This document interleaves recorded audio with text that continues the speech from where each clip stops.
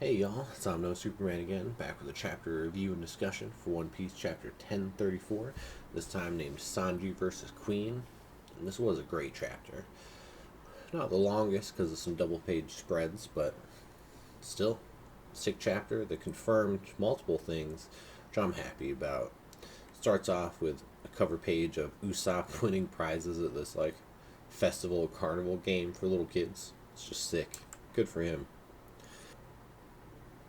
You go to the Pleasure Hall Left Brain Tower Skull Dome, which is where Sanji and Queen were. You got some geishas, one of which the one that previously got hit, worrying about Chuji. We find out Chuji's just a rat, which is odd, but whatever. And then you got Onigashima, just the big old view where you can barely see Momo. And then you see in the next panel that Momo got the knack of it and can grab Kaido's flame clouds. If you look at Onigashima, two of them are cinched together.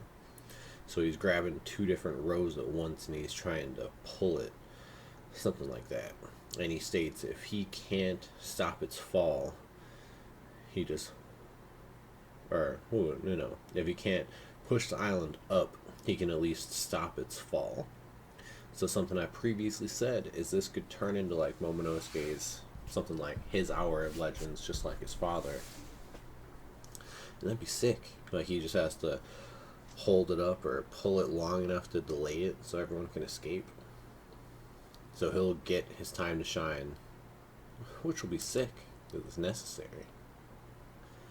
And then you just got some random fodder down on the floor. Then we're back to Sanji versus Queen. And Queen starts using all of Germa's abilities. He just says Queen at the end, so Sparking Queen instead of Sparking Valkyrie, Henry Queen instead of Henry Blazer, just all of them over and over, and Sanji's realizing it, and then Queen just states, I wanted to beat you in your suit so I could prove to Judge that I'm the superior scientist. Which makes me think that Mads, that was previously mentioned, most likely had something like a falling out, so they didn't leave on equal terms. Best guess. And then they just go back and forth. Sanji doesn't want to be related to his brothers, stuff like that.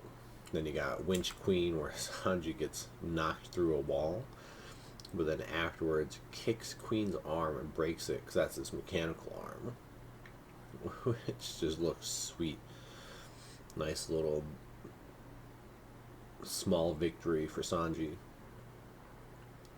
And then Sanji gets up and still mad, attacks Queen and just with Flanchet Flare and knocks him back, stating, come on, we've been fighting for a while, I know you're banged up too.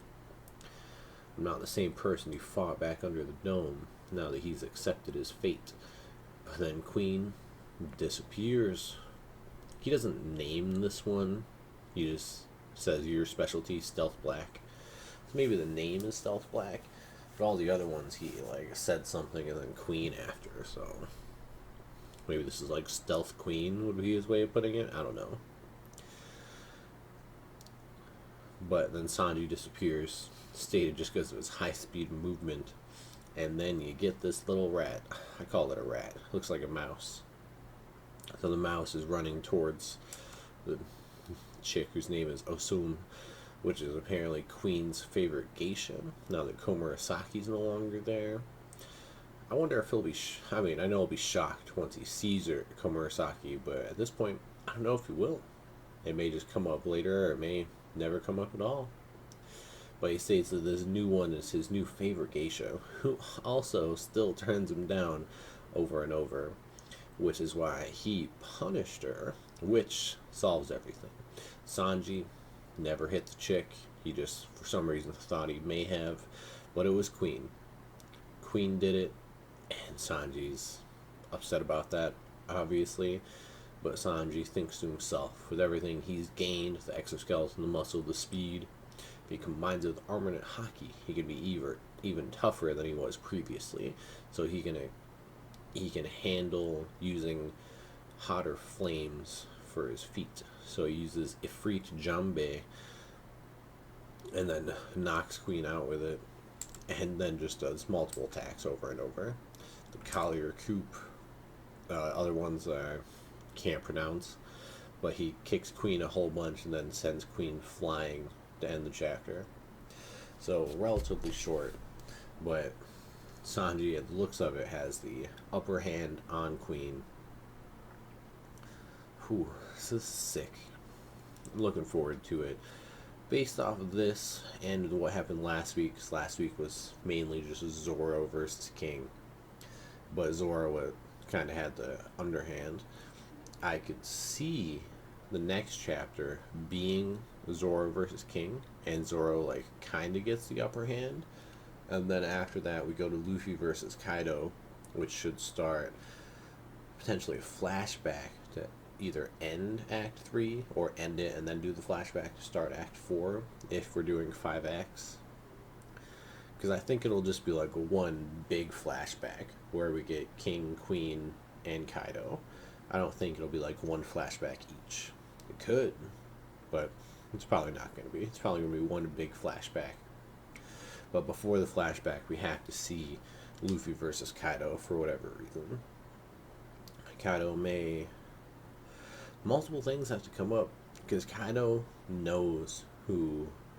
He said something along the lines of, "You are not Joy Boy," when he knocked Luffy off of Onigashima last time. So, how does Kaido know about Joy Boy? My best guess is the Rocks pirates.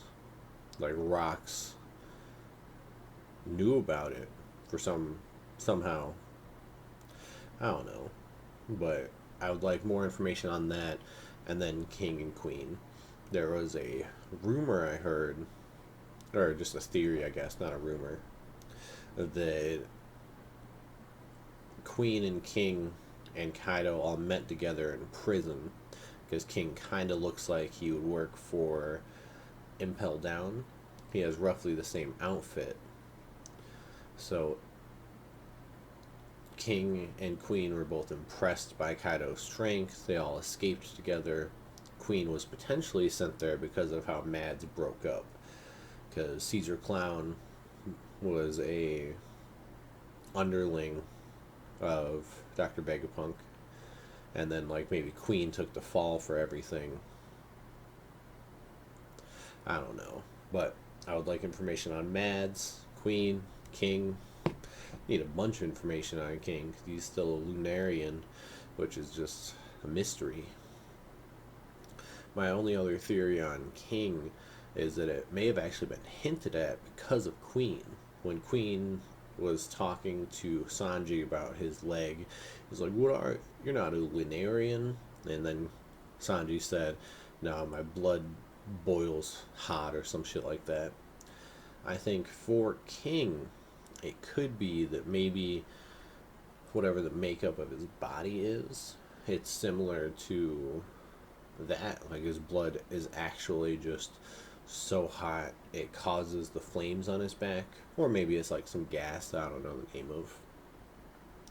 And that's what causes the constant flames on his back.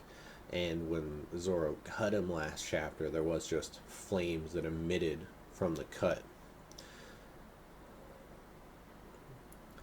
Like, my first thought was the Shishiro, I think, the bad guy from Rurouni Kenshin. His body was so hot that he had to be under the wraps at all times. Maybe that's why King wears the gimp suit. But also because Oda did work on Rurouni Kenshin, that could be why it makes even more sense, to me at least. Man, I'm just looking forward to it. There's no break next week, which is sick. I'm hoping we get to see more Zoro versus King and potentially Luffy versus Kaido. Other than that, there's Raizo versus Fukurokujo. That one hasn't been seen in a bit. But again, just looking forward to it. And I can't wait. If you watch this, I appreciate it. Y'all have a good one.